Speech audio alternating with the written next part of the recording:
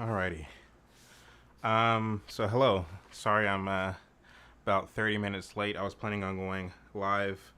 I thought I would be able to go live at 7 um, Central and have my friend Chuck Littleton on with me, which would be 8 o'clock Eastern his time. But looks like our schedules weren't able to sync up. We were going to have a live over a conversation that I've been wanting to have for a very long time. But it just seems like our schedules hasn't been able to link up, which is fine. But I don't know. He's so busy and I'm so busy. I don't know that we'll even have a duo live anytime soon, just with how busy we both are. But anyway, so I changed the title of tonight's topic and decided to do a solo event. And I wanted to pick up on what I started last week, which is the crisis of the new Negro intellectual. Again, for those of you who are kind of confused about the title, it's a kind of play on the book written by Harold Cruz called The Crisis of the Negro Intellectual. That was written, I think, in the early 70s, where he chronicles a lot of the social justice movements dating as far back as the Harlem Renaissance, and looks at what he believes these Negro intellectuals got right and what they got wrong. And I haven't really come across, as of late, any similar kind of analysis of black intellectualism or the black intelligentsia from the 1970s to today. That is, writing such a work is something that I'm definitely interested in and taking up. I think Chuck Littleton is definitely competent to take something like that up as well. But, as for now, I think these lives will suffice to look at some of the talking points, some of the rhetoric that is recycled time and again as far as the black intelligentsia is concerned. And I think with the emergence of social media, you have a lot of folks, and I guess you can say this of myself as well, who have taken their information or quasi information to these internet streets and has been able to kind of put information out into the ether. And some folks were able to gather a following, so they might not be one you would typically think of when it comes to the word intellectual or public intellectual, but they are, I guess, intellectuals in their own right, insofar that they think about complex issues and offer some kind of opinion or some kind of anecdote or some kind of solution, if you will, to the problems that seem to ail society.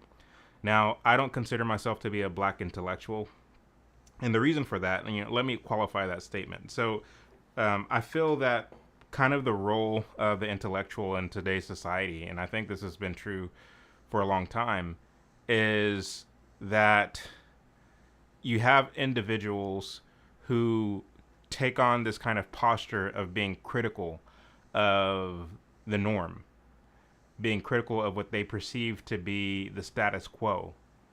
And in their kind of intellectual way of thinking, they are always opining on what they believe to be the issues of society, on what they're diagnosing or attempting to diagnose the issues of society, the issues of a certain group, a certain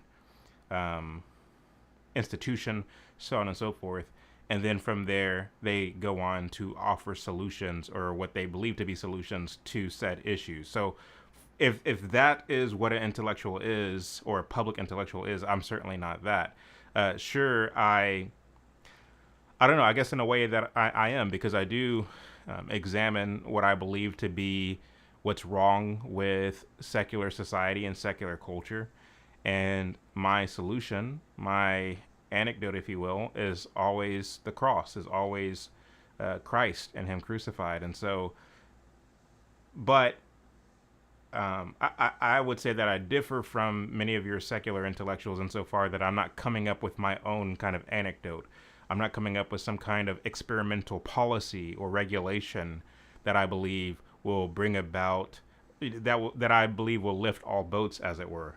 I'm not advocating for a tide in the form of political legislation that will lift every proverbial vote, i.e., every marginalized person or culture or what have you. So that's not what I do. I'm not offering some kind of theory or some kind of solution from the genius of my own intellect. I'm instead pointing to the scriptures. I'm pointing to the cross, something that's already established and has been established by the Lord our God as the answer to all of our issues, which is Christ. And so for that reason, I don't think I'm an intellectual.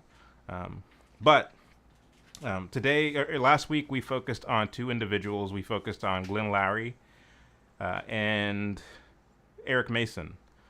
Glenn Loury, I told you all, I think, because not so much because of him, but because I feel he is, in a sense, a representative of the black secular intelligentsia, the black atheist intelligentsia, and Eric Mason because I think he's representative of the black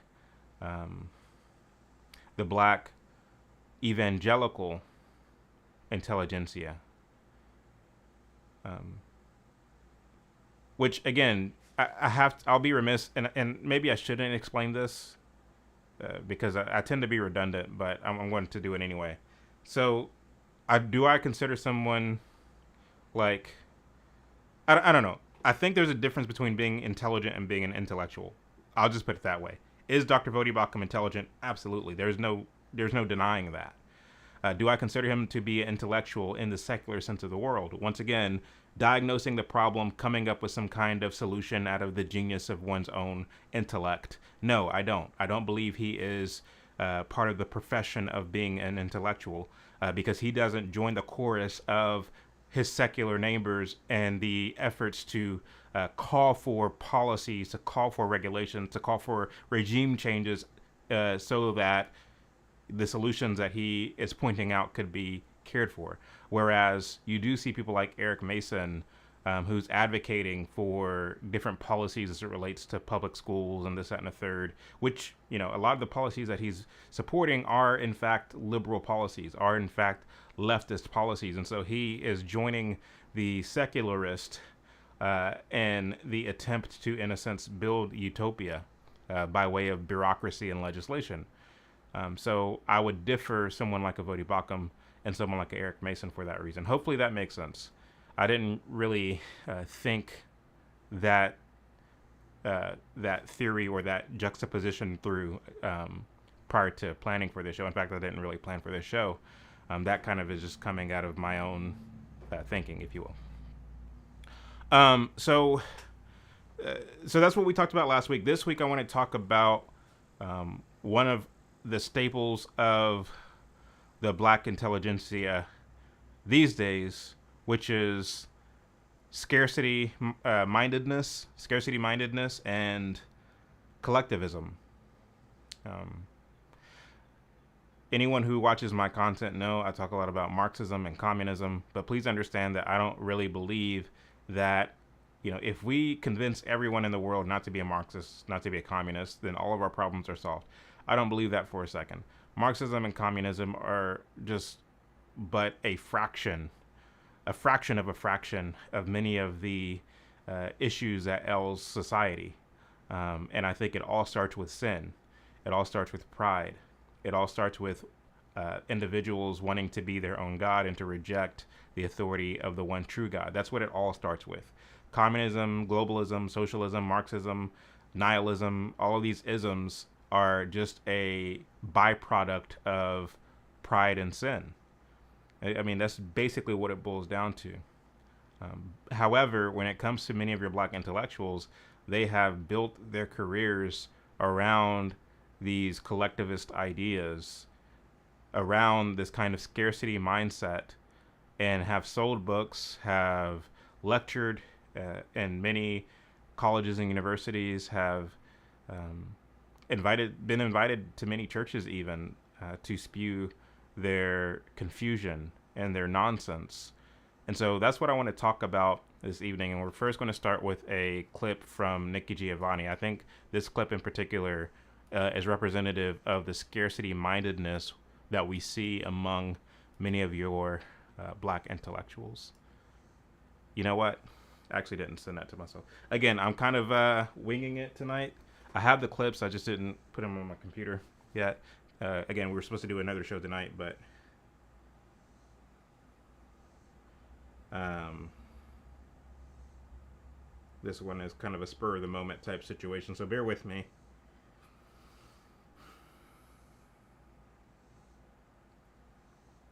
Alrighty.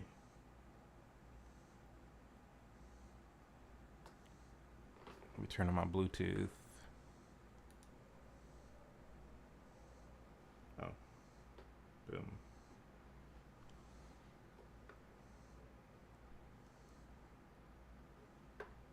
Why isn't that turning on? Bear with me 1 second, folks. I'm trying to airdrop some. Okay, there it goes.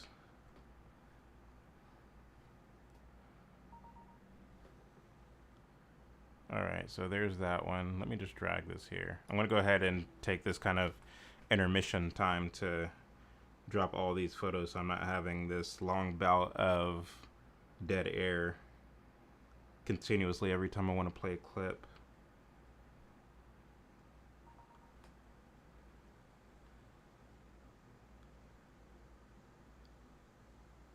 Okay, drop that one. And then let's see here.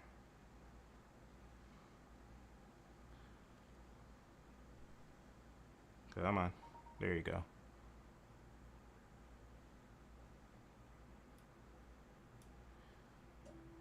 And then should have one more.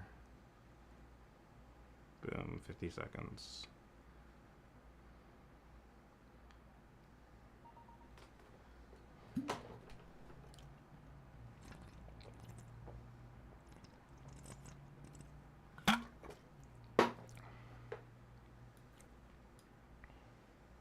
Okay. Alrighty. So, like I said, we're gonna get into the scarcity mindedness of the black intelligentsia. We're gonna do so first and foremost by playing this clip from Nikki Giovanni, and here's what that looks like. White Americans have not learned what it means to have enough, so that they're never satisfied. They're always wanting more. And you cannot always have more because that means someone else has less. So the clip got cut off for some reason, but she didn't say Americans are always wanting more. She said white Americans. I don't know why the word white was cut out of the clip. Let me try to do that again. I think white Americans have not learned what it means to have enough, so that they're never satisfied. They're always wanting more. And you cannot always have more because that means someone else has less. Okay, so think about the scarcity mindedness that it takes for someone to say that, right? White Americans are always wanting more. Now, she doesn't qualify such a statement at all. She just says it. And you're supposed to believe it because she's an intellectual, because she taught at several schools and she writes a lot of poems and she is invited on a lot of smart shows and on PBS and all the things. And so again, she doesn't have to qualify anything that she says. And I noticed that to be a difference between your more left-wing intellectuals and your intellectuals who are right of center. Those who are right of center are always having to qualify what they say, are always having to show their work or to cite their citations and this, that, and the third. But if you are left of center, you don't have to do that. You can just say a thing, and you have the hegemonic backing of the institutions, of the academy, of the celebrity class to support and validate what you say. And it has become this has happened so much over the course of the 20th century and into the 21st century, where we now find ourselves to where now lay people expect the same kind of bona fides, if you will, from intellectuals who are right of center. They can hear something on the news or from out of the mouth of a celebrity or something Nikki Giovanni just said, and they will say, yeah. Whereas if they hear a intellectual who's right of center say something that challenges what Nikki Giovanni just said, now they have a lot of questions. Now they're skeptical. Now they are kind of rubbing their chin methodically, wondering, where do you get that information? Back up. Like, do you have some kind of book that you recommend? Do you have this? Do you have that? And I get it. I get it. The reason that is because I mentioned earlier the word hegemony. It's the kind of, the fact is, when you consider all of the movies that we watched growing up, all the songs we listened to growing up, all the television shows that we watched, the education that we received from primary to secondary, and then for those of us who went to college and university, everything that we've been exposed to our entire lives as Westerners points to and validates what Nikki Giovanni says. And so she's not challenging anything. She's not challenging the status quo, because the status quo is such to where it acts as a foundation and a support system for what comes out of the mouths of liberal intellectuals. And so you don't have to show your work, because the work is already shown for you. And it's not really shown as much as it is propagandized for you. Whereas if you are right of center and you're saying something that's true, you're in a sense presenting a shock to the system. Hey, well, hold on now. That's out of whack from everything that I've heard my entire life. Show your work. Now, are these people wrong for asking those of us who are right of center to show our work? No, that's not too much to ask. That's not too much to ask. I mean, if I'm not pulling something out of thin air, then I had better show my work. I had better give you evidence of what it is I'm talking about. And I try my best to do that. But at the same time, it's interesting because, when you're on social media, such as I am, when you're on YouTube, and you are basically using these platforms as an outlet for everything that you've spent so much time researching, you don't really have the luxury of like posting every detail and every article and every resource that supports what it is you're saying. And I, my hat goes off to people like, ABL, Anthony Brian Logan, who does such a thing. I think he posts all of his citations in his videos. And maybe I should start doing that myself. I tried to give you guys book recommendations, but here's the thing: when it comes, and I was talking to Chuck Littleton about this, I think last year, because he researches his items in the same way that I research mine, namely that I don't go and find some conservative thinker who has already written on a thing that I'm interested in to get his opinion, so that way I might then share his opinion about said thing. That's not how I research. I research by going direct to source. I research by reading the materials and the thoughts of the individuals who I'm thinking about and who I'm talking about. For example, when it comes to Martin Luther King, I got many of the things, not all, but many of the things that I've researched regarding him from his own papers, which are available. They're available, but they're expensive. Like if you want to buy the King papers, I think there's 6 or 7 volumes. They're very expensive, but they are available to you. I think they're housed right now at Stanford, but they do make copies that are available to the open public. Dr. J.H. Jackson, he has written several books that are out of print. When it comes to H.L. Mencken and Carl Van Vechten, I read their personal papers because people used to journal back then in the early 20th century, especially if you were a journalist or, part of the press. Or in Carl Van Vechten's case, he was an art critic. And a lot of these people thought very highly of themselves, so they journaled. Let me take that back. You didn't have to think highly of yourself to journal. A lot of people just journal just to kind of, keep track of their days and things of this nature. I don't want to make it look like a person is a narcissist just because they journal. But anyway, you can go direct to their materials, direct to source, and read and not only that, you can read correspondence.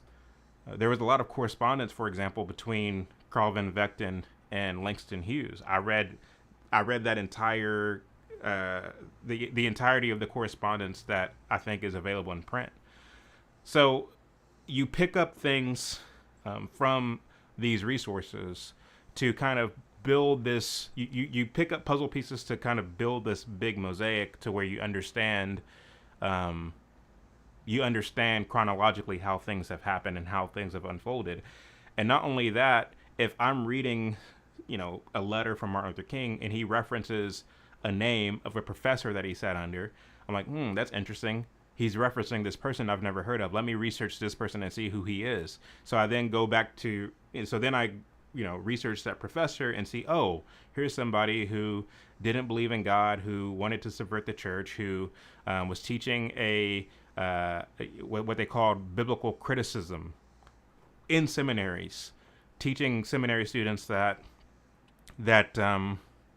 the word of God is not in fact inerrant, that there is many errors, that there is many fallacies. The Bible is not harmonious, but it can be considered, a book of good, solid, wholesome lessons.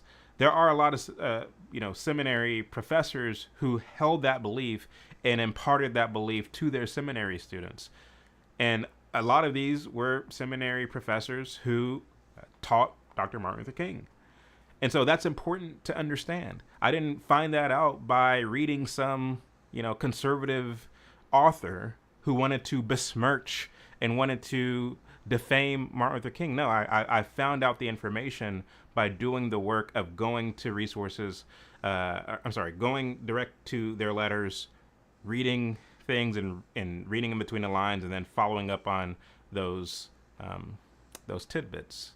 So that's the kind of research I am. So when you ask me like, hey, where did you get this and where did you get that? I'm going to have to quote like 8 or 9 books. And I mean, I can do that if you're willing to sit and go sift through it. I'm not trying to discourage you. I'm just telling you that not everything that you're going to find as a researcher is going to be in one singular place. Now, I can compile information and write my own book. I just, haven't had the time to do that. But like for me, and another thing before I go on, I think I will be remiss if I don't say this. When it comes to the Martin Luther King stuff, I'll admit, and because for me, like I even, those who are close to me, like those who are my friends IRL in real life, and family members, like will tell you that posting about Martin Luther King on Instagram and YouTube isn't something that I get excited about. I don't get excited about it. In fact, I think it's redundant. I think it's repetitive. There's no reason for me to continually post about Martin Luther King. But I'm reminded by those who are close to me to continue to do it because the fact that this man is so enshrined in the kind of American folklore is kind of the gift that keeps on giving as far as the American left is concerned, because it can always lean on Martin Luther King to push new progressive legislation, new Marxian legislation. All it takes is for a politician to get up there and say, well, Martin Luther King once said, and then all of a sudden we have yet another piece of legislation that usurps that grows the federal government at the expense of the American people. And so it's for that reason that you need to kind of knock him down a notch in the minds of the American public so that they're not so credulous to incoming, Marxian legislation. So Martin Luther King and what he did, as far as the speeches that he delivered, which, by the way, were not written by him, set the kind of foundation for this new direction, this new trajectory of America. This kind of road to serfdom, this kind of road to globalism by way of Marxism. That's what Martin Luther King was able to initiate, in a sense. He wasn't solely responsible for it. I mean, I would say that the entire decade is chock full of kind of Marxian social justice movements that set us on a pivotal path. However, I think Martin Luther King is way up there in terms of being one of the most pivotal figures. And so it's for that reason that I'm constantly encouraged to keep posting this material, because somebody needs to hear it. But again, it does make me look obsessive. But I'll tell you this. When you read any of the biographies, whether it be on Abraham Lincoln, whether it be on, fill in the blank, these are people who dedicated their lives, in some cases 5 or 10 years, researching these individuals, and were able to produce their findings finally in the form of a thick book, a very thick book. Whereas I'm presenting my findings to you a little bit at a time, on social media.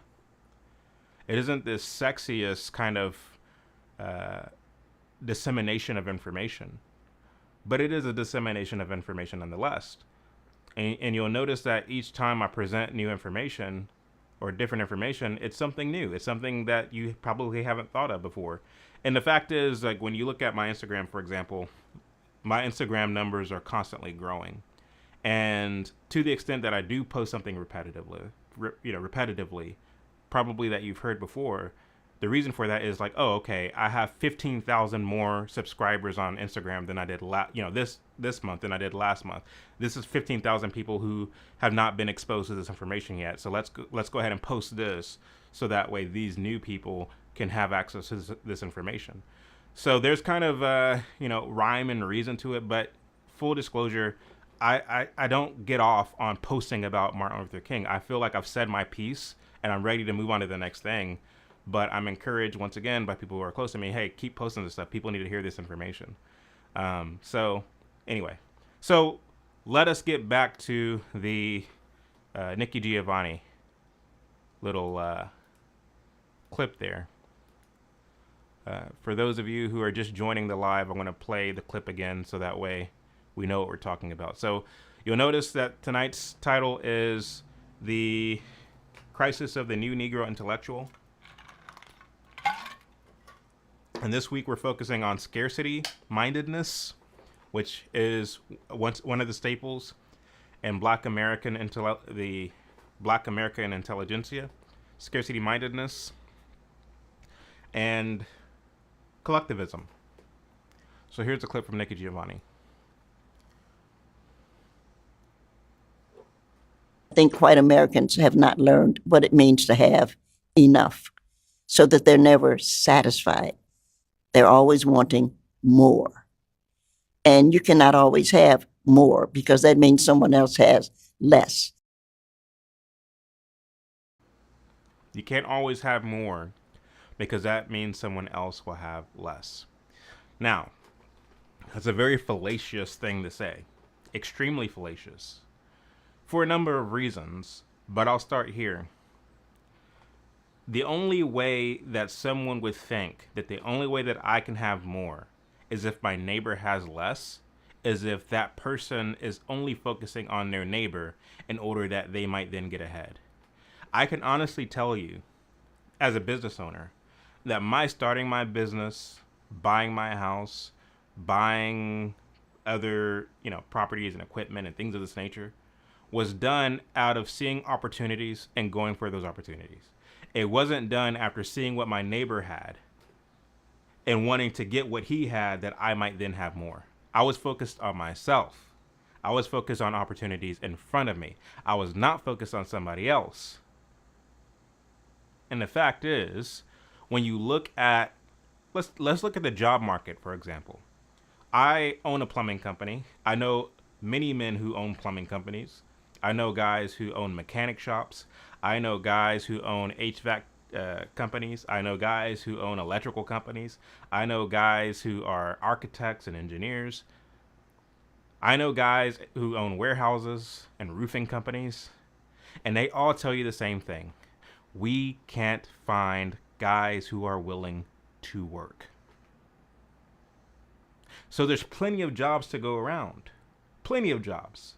And with those jobs come money, and with that money comes the ability to buy houses and cars and put your children in, through a classical education system, wink, wink. The ability to earn your daily bread, make sure that you're clothed, fed, sheltered, thus and so forth. Plenty of jobs to go around. When you look at all the houses that are being built here in Texas, and I'm sure they're being built elsewhere as well. When you look at, I mean, again, I can go on and on and on and on and on and on.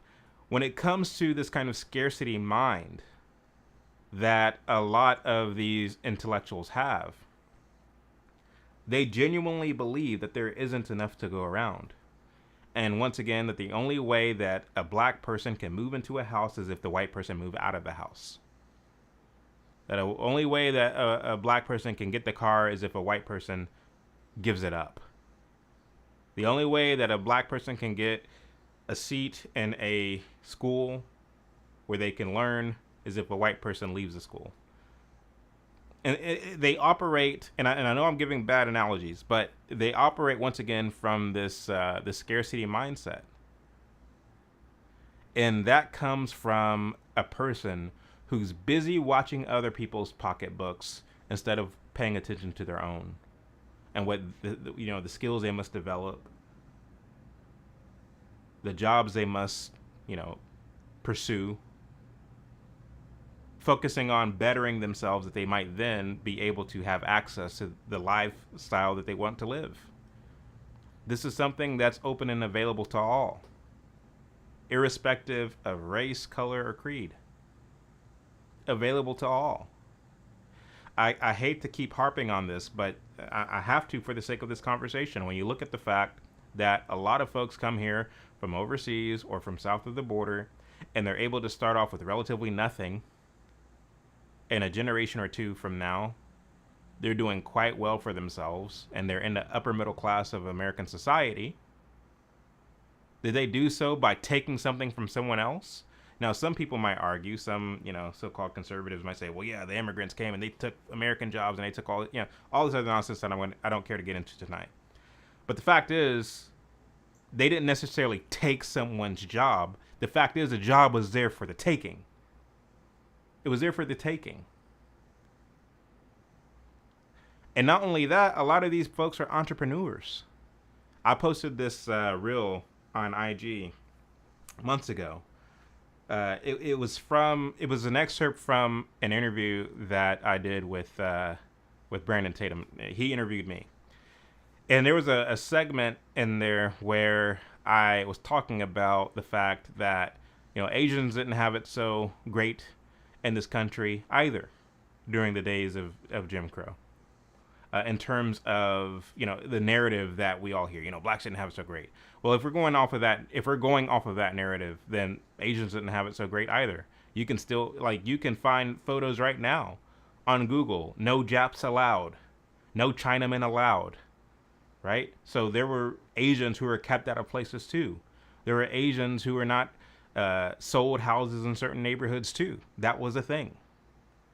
So if they started off, as far as the 20th century is concerned, because slavery didn't exist in the 20th century, but if they started off on the same foot, where blacks were kept out of certain places, Chinese and Japanese were kept out of certain places, Irish folks were kept out of certain places, Italians were kept out of certain places, Catholics were kept out of certain places, on and on we can go because of a thing called tribalism, not racism, tribalism.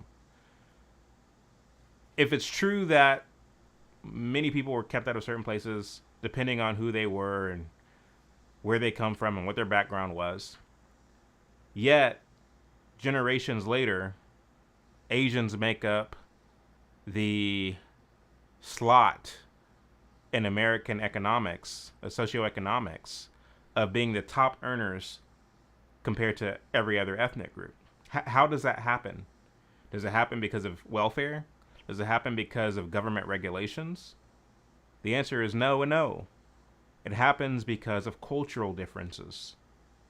Cultural differences is how people either seize opportunities or blow opportunities off. And the fact is, black culture is a culture that blows opportunities off.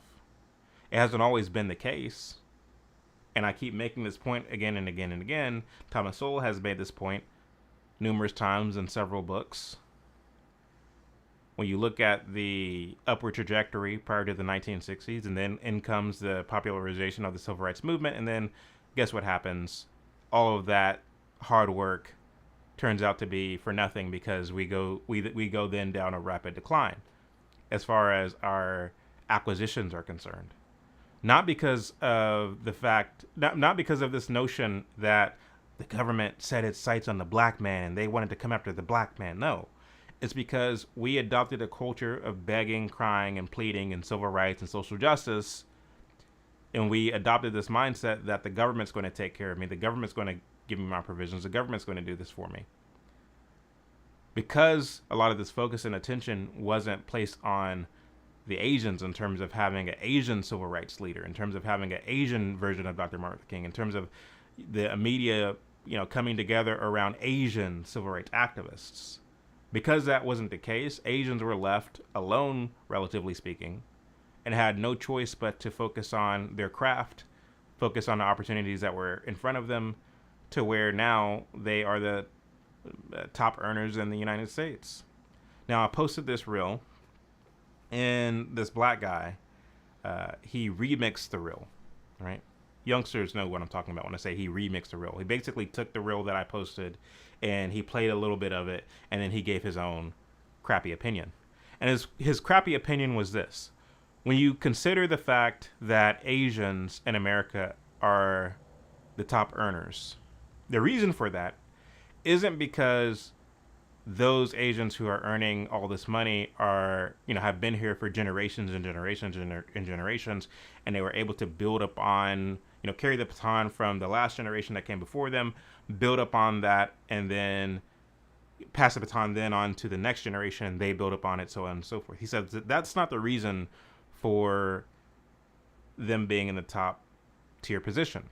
The reason for the top tier position, says he, is that Asians are immigrating to the United States from their home countries, and the ones who are coming here are the ones who are at the in the upper caste of the cultures from which they come. They're the ones that already had the money to come to the United States, so they're bringing money that they already had over there here, and they're building on that. They're not building on generations of being in the United States. So that is his explanation. That is, in fact, the explanation of a lot of liberals. And they call it the, what do they call it? They call it the model minority myth, or the model minority fallacy. Because, someone on the right would say that, like, oh, there is no such thing as racism. If there was a such a thing as racism, then Asians wouldn't be at the top, in the top tier position as far as our socioeconomic makeup is concerned.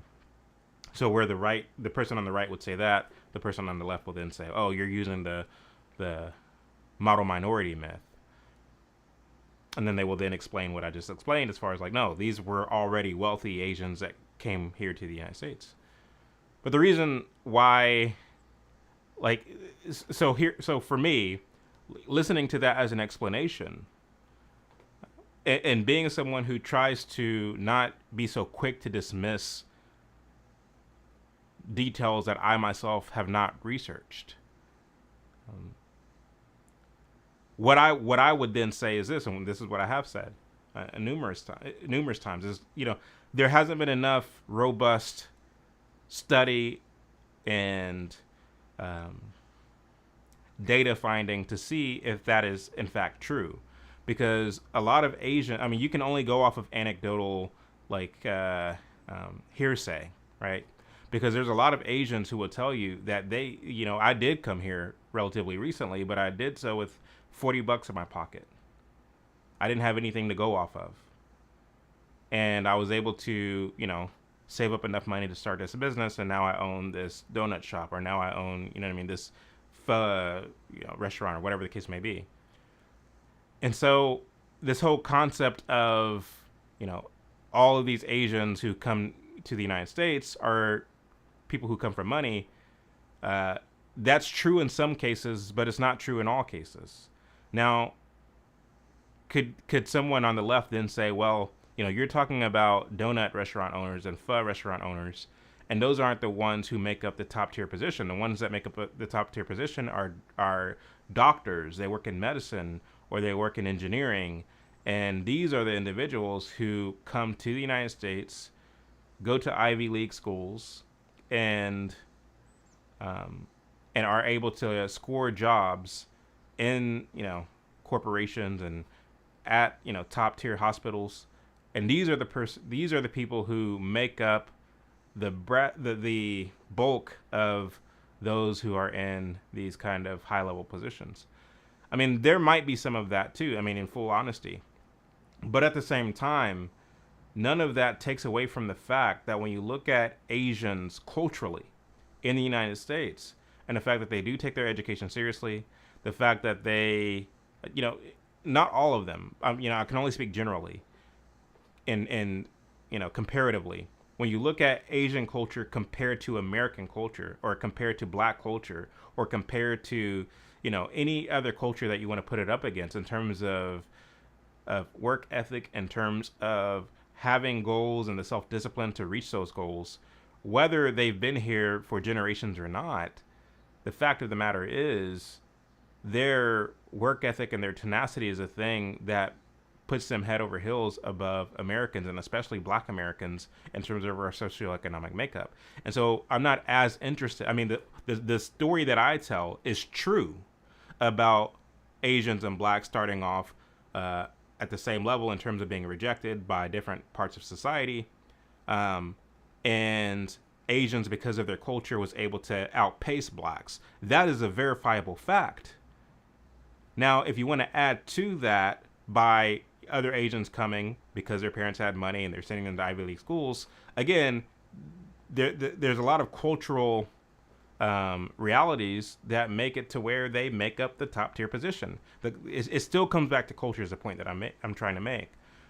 But I've also read and have been privy to the fact that even in Asia, there's various countries and various subcultures within those countries of Asians who are kind of the dregs of society, are not really motivated or not really interested.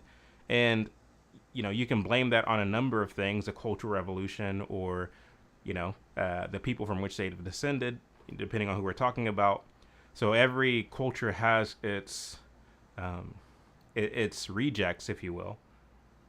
But again, if we're looking at the socioeconomic status of America and the socioeconomic makeup of America, the reason why people find themselves, the reason why different groups find itself and the placement that it's in has more to do with culture than it does with any other factor. And so, how does any of this have to do with, what does any of this have to do with scarcity? Well, the point is that Asians have proven, not all of them, but many of them, if we're talking about group economics, have proven that, you can operate at a high level and you can be an achiever without necessarily taking something out of someone else's pocket. And so what Nikki Giovanni is saying there is just absolutely fact or false. And I would say it's a downright absurdity. It just is. You don't have to take something out of someone else's pocket to get ahead. I mean, where do you get that from? And I feel that, she gets to go around saying things like that without being challenged. And it's so widely embraced, that kind of rhetoric, because most people genuinely believe that that them being in the position that they are in, or the station in life that they are in, is someone else's fault. Oh, it's George Bush's fault. Oh, it's Joe Biden's fault. Oh, it's Donald Trump's fault. Right? I was having a conversation with the real ISO, stimulated students. When was this? Late last week. And, he had asked me, well, would you be for reparations if the government shut down your business during COVID, and now that whole thing turned out to be a ruse? Would you then go back to the government and demand that they give you money back from having lost your business? And the answer to that question I gave was no, I would not. I did not, and I will not. The reason being is that I never closed down my business. The government never forced me. I mean, yes, I live in Dallas County. Clay Jenkins, who called himself trying to be a little tyrant and force businesses to close and force this and force that. And granted, they tried to say that, oh, plumbing is an essential business, but whether they said it was essential or not, I never would have closed down. If I had a restaurant, if I was a barber, I never would have closed down. I never would have forced masks or anything of that nature. My guys weren't even forced to wear masks when they went into people's houses during COVID. The reason being is because, personal responsibility has to come into play at some point. And to the extent that you tie yourself at the hip to the government, then you kind of get what you deserve. I mean, I hate to put it so harshly. I hate to put it so bluntly. But the fact is, you are an autonomous individual human being. God has given you creativity. He has made you in his creation. And we are, told by Christ to give unto Caesar what belongs to Caesar and to God what belongs to God. But to the extent that, the government is trying to force you to shut down your means of living, your means of income. And I know that the Bible says if a man does not work, he shall not eat. I'm sorry, but I'm going to have to defy the government and work that my family might eat. It's just simple as that. And so I'm not going to shut down my business and then blame the government, blame somebody else for the fact that I can't feed my family or my children don't have a roof over their head or we have to foreclose the business or whatever the case may be. I don't believe in blaming. I just don't, especially when you are supposed to be looking first and foremost on where you fell short. Which turn did you take that was the wrong turn? And how can you use that as a lesson to make sure that you don't make that same mistake again? I'm all about personal responsibility.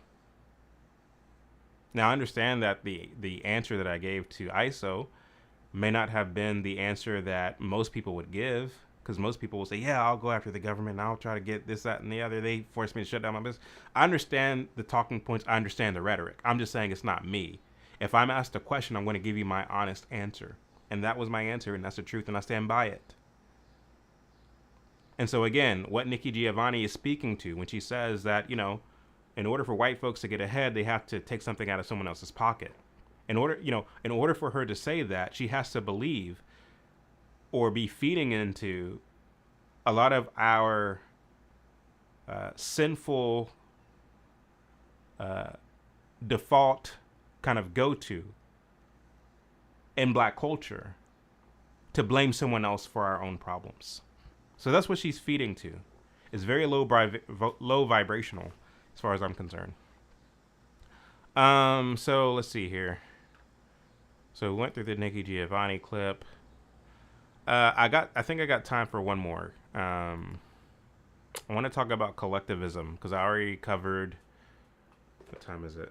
Oh, it's 8:26. I actually don't have very much time. So I already covered. It's 8:26 p.m. I already covered scarcity mindedness, but I did want to cover collectivism. And do I want to do it in the form of this lawyer who's talking about school vouchers, or do I want to do it in the form of this? Let's do the lawyer because we're talking about black intellectuals tonight. So here we go. Is this the one? Jay-Z, a man from Brooklyn, Marcy Projects to be exact, has now found himself championing the new PASS program, legislation that would literally take $100 million away from Philly public schools and put them towards school vouchers. He is now the face of what is a conservative right-wing effort to defund public schools.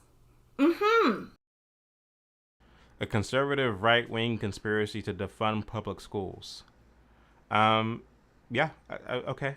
I'm down with that. I believe in the concept of defunding public schools and decentralizing public schools. I think public schools is a terrible idea. But notice what she said. She said that, Jay-Z is teaming up with the school voucher program in order to take money away from public schools. Now, for me as a taxpayer, and those of you who are homeowners might, attest to this.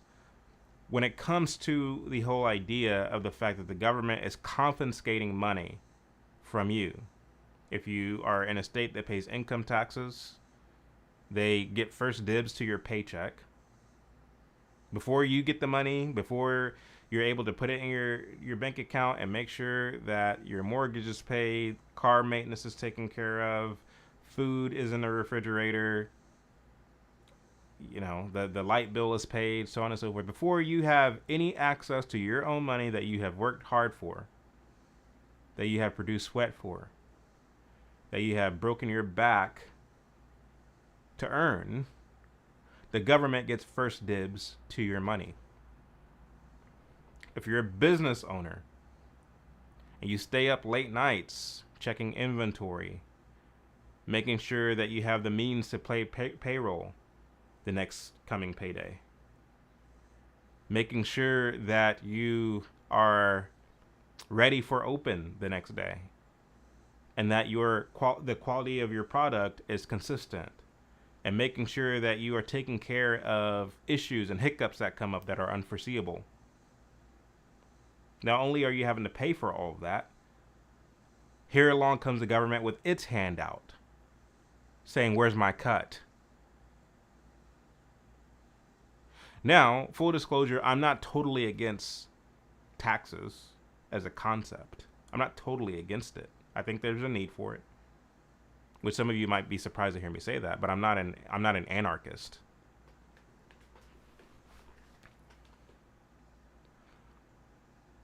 But when it comes to the collectivization of those funds into the largesse, and then the distribution of those funds into numerous different avenues, I believe that education, government-funded education, what's up? Is the least of what that money needs to go toward. Need some?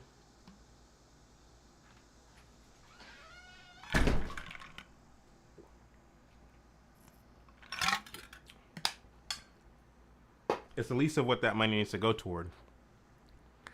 I'm sorry, I got distracted by something. But so anyway, like, as far as the public schools having dibs on that money that was confiscated, I'm sorry, but no. I say this all the time, and I'll say it here again.